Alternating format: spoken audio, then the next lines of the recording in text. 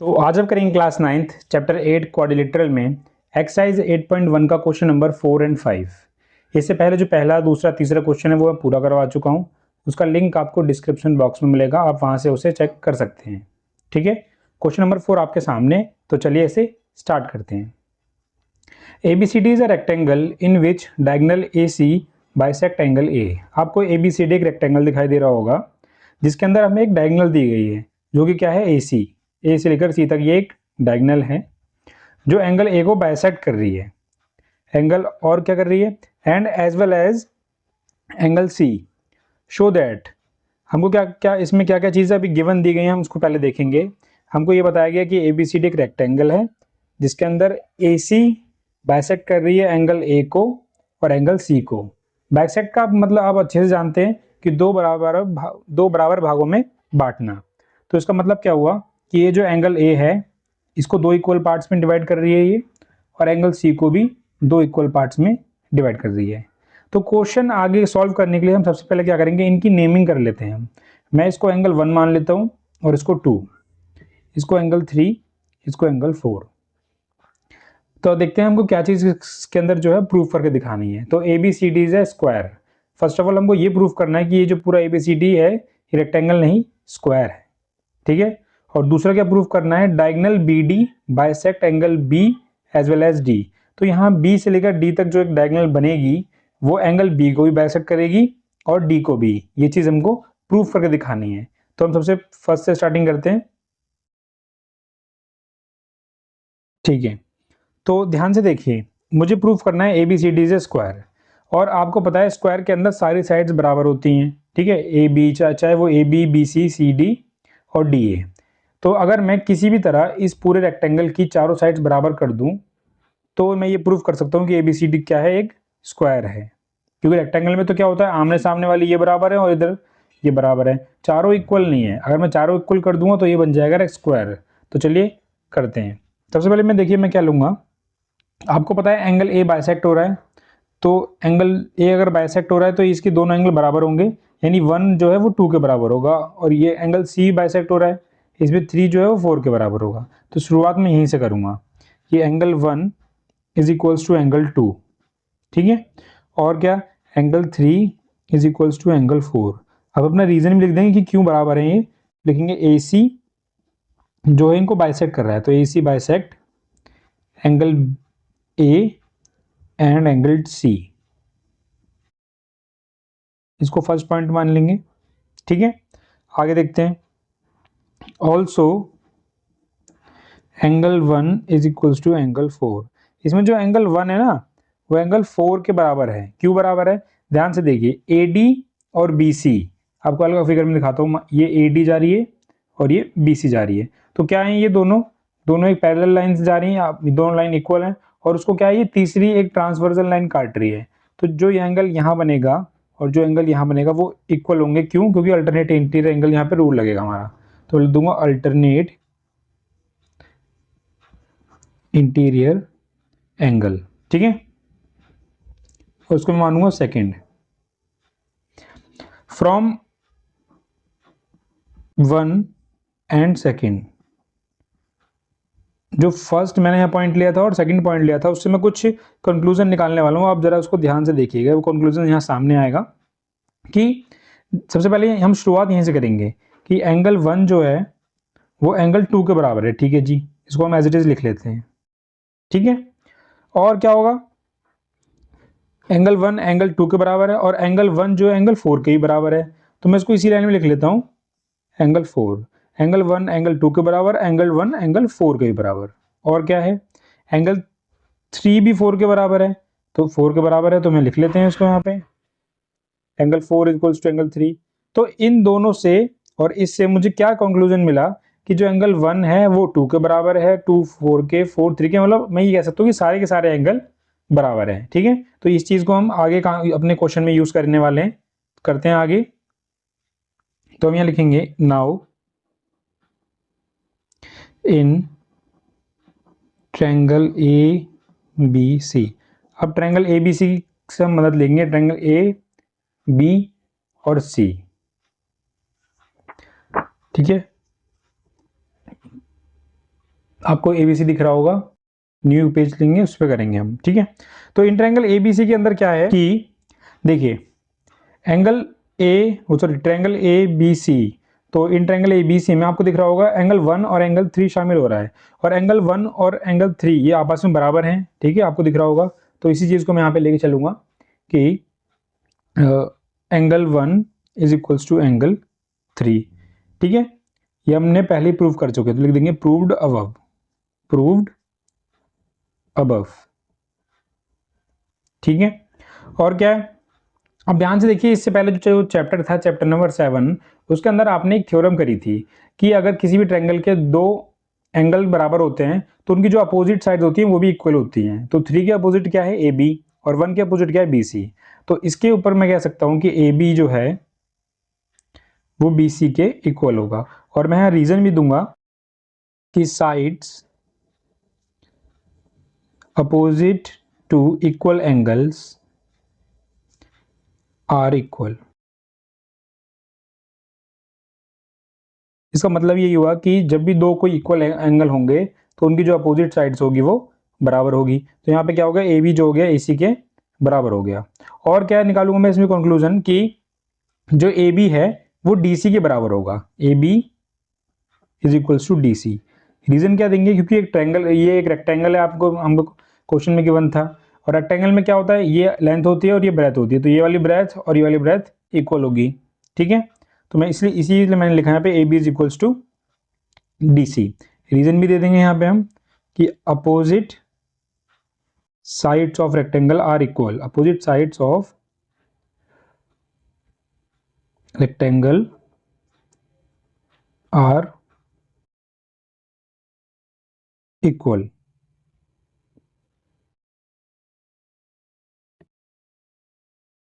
ठीक है। देखते हैं अब इससे जो था हमने ABC जो यहाँ पे प्रूफ किया, इसको हम मान लेते हैं अब थर्ड, क्योंकि 1 और 2 तो हम पहले ही ले चुके हैं, और जो यहाँ पे हमने प्रूफ किया इसको मान लेते हैं फोर्थ। अब इसी से हम कुछ नया कंक्लूजन निकालेंगे, तो लिखेंगे फ्रॉम 3 एंड 4। तो 3 में देखिए AB is equals to BC, ये चीज मैं यहाँ लिख लूंगा, कुछ नहीं करूंगा, AB is equals to BC। और देखिए AB is also equals to DC, तो इसी को मैं यहाँ लाइन में भी लिख सकता हूँ कि AB जो है वो BC के बराबर भी है, AB DC के बराबर भी है। तो AB is equals to BC and BC is equals to हमारा DC हो गया। और देखते हैं आगे, और एक चीज और है इसके अंदर कि जो ये BC है ये हमारा AD के बराबर भी तो होगा, क्योंकि ये भी तो एक तरीके से अपोजिट साइड ही है रेक्टेंगल की। तो मैं यहाँ पे वो चीज देखना भूल गया कि BC is also equals to AD, ठीक है। तो मैंने लिखा AB is equals to BC, आपके सामने ये रहा, AB is also equals to DC ये रहा, और BC AD के बराबर है, तो BC यहाँ लाइन में ही है, तो AD के बराबर कर लेते हैं इसको। तो इन सब चीज से हमें क्या समझ में आ रहा है, AB is equals to BC, यानी ये वाली लाइन इस लाइन के बराबर है, BC is equals to DC, ये वाली लाइन इस लाइन के बराबर है, और DC is equals to AD, और ये लाइन इस लाइन के बराबर है, यानी कि सारी की सारी लाइंस इक्वल हैं, सारी साइड्स क्या हैं, इक्वल। और अगर सारी की सारी साइड्स इक्वल हैं तो क्या होगा, क्वेश्चन के स्टार्ट में मैंने बताया था आपको, अगर सारी साइड्स इक्वल हैं तो हम कह सकते हैं कि ये एक स्क्वायर है। तो लिख देंगे यहाँ पे कि देयरफॉर कि ऑल 4 साइड्स आर इक्वल, ठीक है।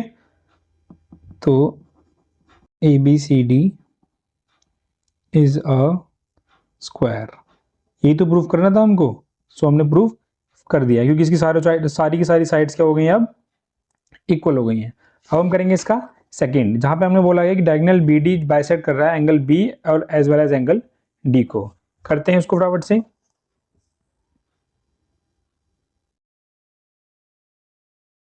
तो डायगोनल क्या है बना लेते हैं इसे फटाफट से।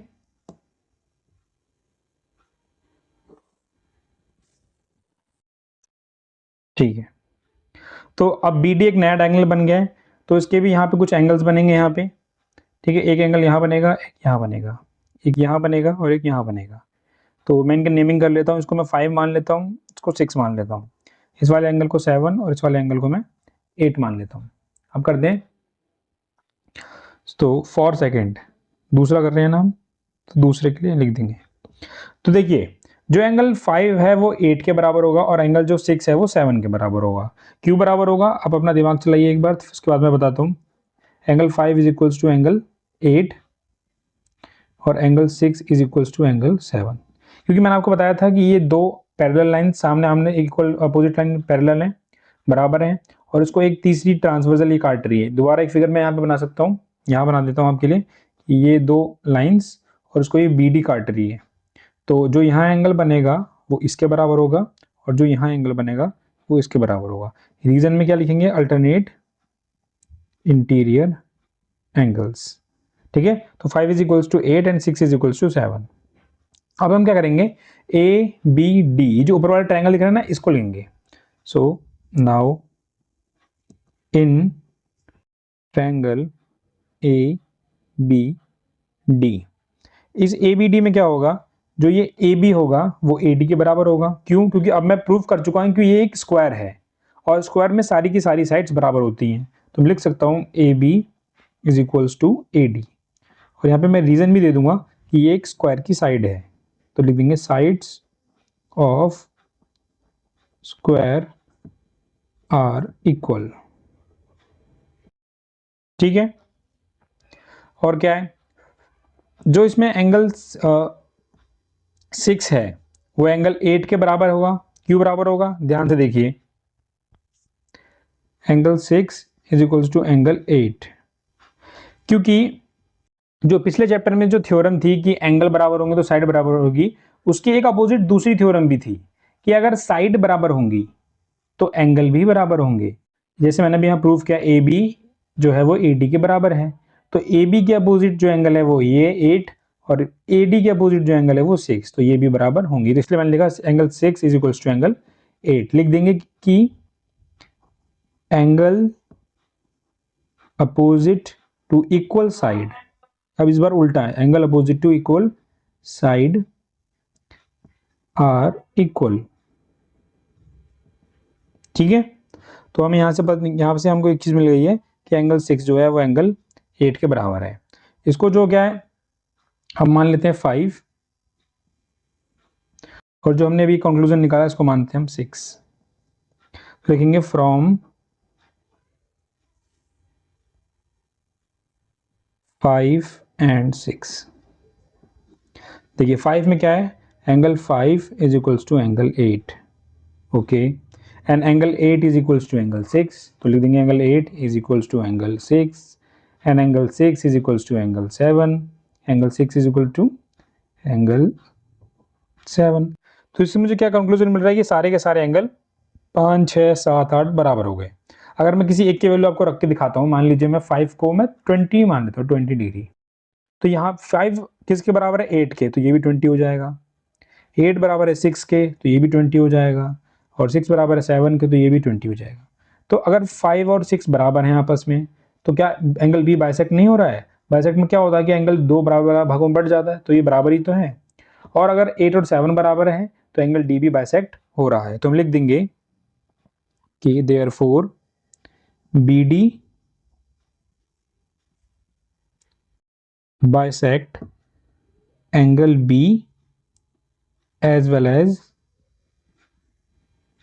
एंगल D, कि जो BD है, ये जो लाइन डायगोनल BD है, ये एंगल B को भी बाइसेक्ट कर रहा है और एंगल D को भी बाइसेक्ट कर रहा है।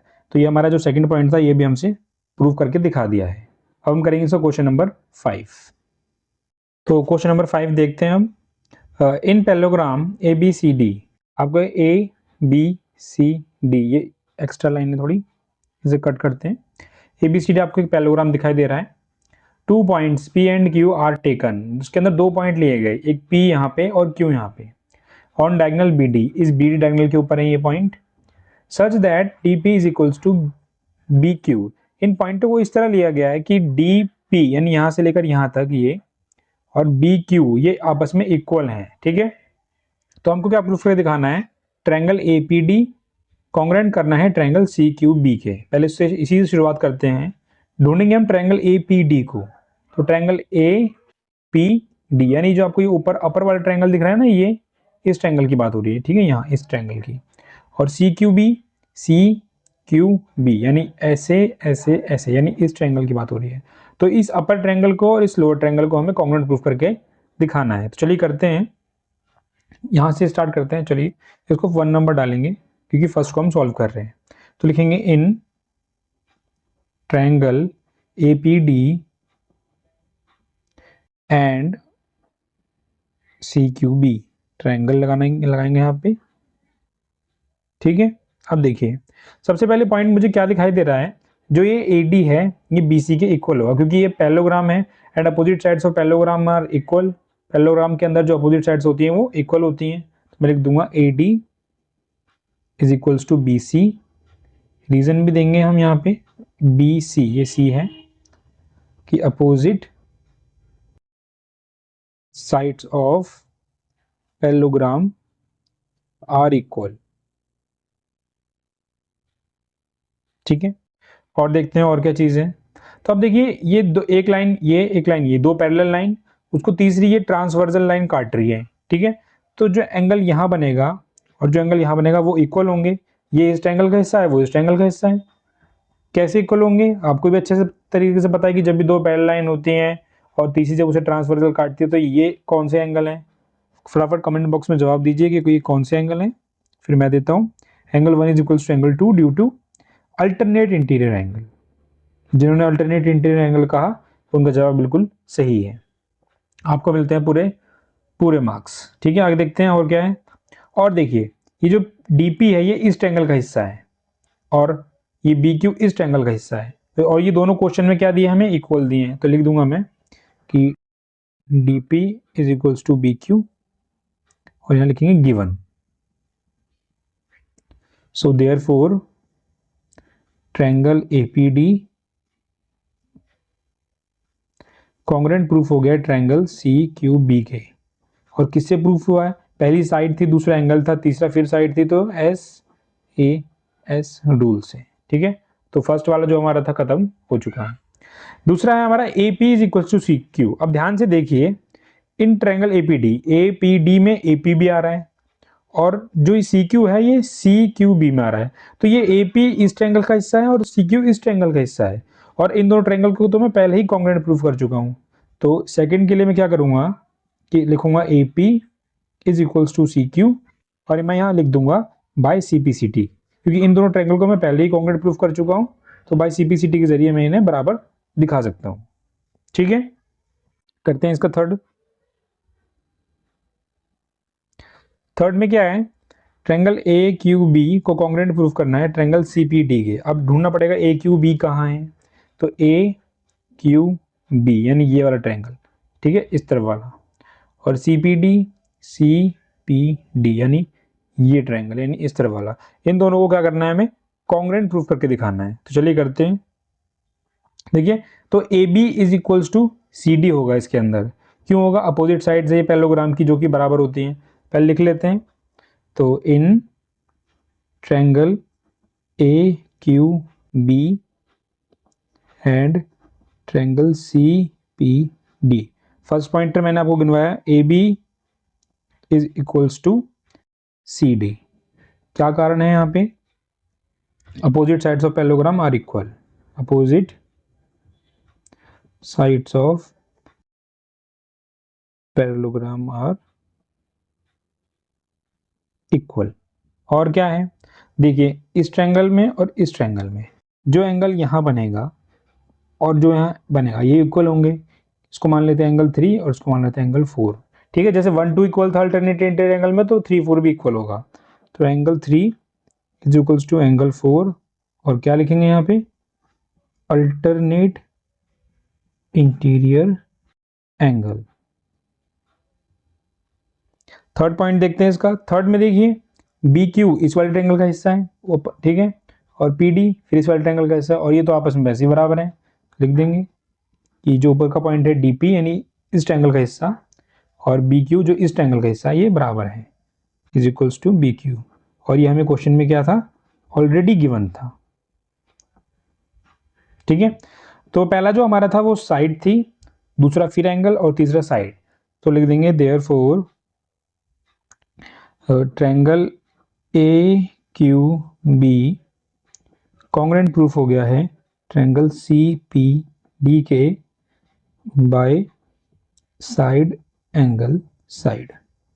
ठीक है, ध्यान से देखिएगा। आपको जो ये फोर्थ पॉइंट है इसमें क्या बोला, मुझे ए क्यू को सी पी के बराबर दिखाना है। तो आपको दिख रहा होगा साफ साफ कि जो ए क्यू है वो इसका हिस्सा है और जो हमारा सी पी है वो इसका हिस्सा है। ठीक है, इस ट्रायंगल में भी आप देख सकते हैं ए क्यू इधर आ रहा है और जो सी पी है वो इधर आ रहा है। तो ये जो दोनों इसी के इन ट्रायंगल का ही पार्ट हैं और मैं इन दोनों ट्रायंगल को पहले से ही कॉन्ग्रुएंट प्रूफ कर चुका हूँ। तो by C P C T मैं इसको भी बराबर दिखा सकता हूँ। तो मैं क्या लिखूंगा कि A Q is equals to C P और रीजन मेरा जो रहेगा वो होगा by C P C T. ठीक है, फोर्थ लास्ट पॉइंट देखिए आपका fifth point, A P C Q is a parallelogram. मुझे ये प्रूव करना है कि A P C Q is a parallelogram. A P C Q कहाँ है, ए पी सी क्यू अंदर ये छोटा वाला दिख रहा है ना, छोटा पैरेललोग्राम, इसको मुझे प्रूव करना है कि ये एक पैरेललोग्राम है। तो ध्यान, पैरेललोग्राम होने के लिए क्या जरूरत होता है कि आमने सामने वाली साइड बराबर होनी चाहिए। क्या होनी चाहिए, आमने सामने वाली साइड्स बराबर। तो जो ए पी है वो सी क्यू के बराबर होना चाहिए और जो ए क्यू है वो सी पी के बराबर होना चाहिए। तो मैं फर्स्ट पॉइंटर पे ध्यान दूंगा, ए पी जो है वो सी क्यू के बराबर होना चाहिए। तो आपको नहीं दिखाई दे रहा है कि ए पी और सी क्यू में हमने पहले से ही बराबर कर दिए यहाँ पे, A P is equals to C Q, yes कर दिए। और जो ये ए क्यू है ये सी पी के बराबर होने चाहिए और वो भी हम ऑलरेडी प्रूव कर चुके हैं। तो हमारा इस पॉइंट को हम पहले ही सॉल्व कर चुके हैं। तो हम क्या लिखेंगे यहाँ पे कि फ्रॉम, ये सेकंड पॉइंट था और ये जो हमारा मैंने सॉल्व किया ये मेरा फोर्थ पॉइंट था। तो फ्रॉम सेकंड एंड फोर्थ, ठीक है। तो सेकंड में हमको क्या दिखाई दे रहा है कि A P is equals to C Q और फोर्थ पॉइंट में मुझे क्या दिखाई दे रहा है कि A Q is equals to C P. तो इसकी चारों साइड्स आमने सामने वाली अपोजिट साइड्स बराबर हो गई। तो अब मैं क्या कह सकता हूं कि therefore A P C Q is a parallelogram. ठीक है, पैरेललोग्राम प्रूफ करना था, हमने प्रूफ कर दिया। तो इसका फर्स्ट पॉइंट यहाँ सॉल्व हुआ है, सेकंड यहाँ, थर्ड यहाँ, फोर्थ ये रहा और फिफ्थ पॉइंट यहाँ पे सॉल्व हो चुका है। तो इसका फोर्थ और फिफ्थ क्वेश्चन खत्म। मैं आशा करता हूँ कि आपको ये क्वेश्चन अच्छे से समझ में आया होगा।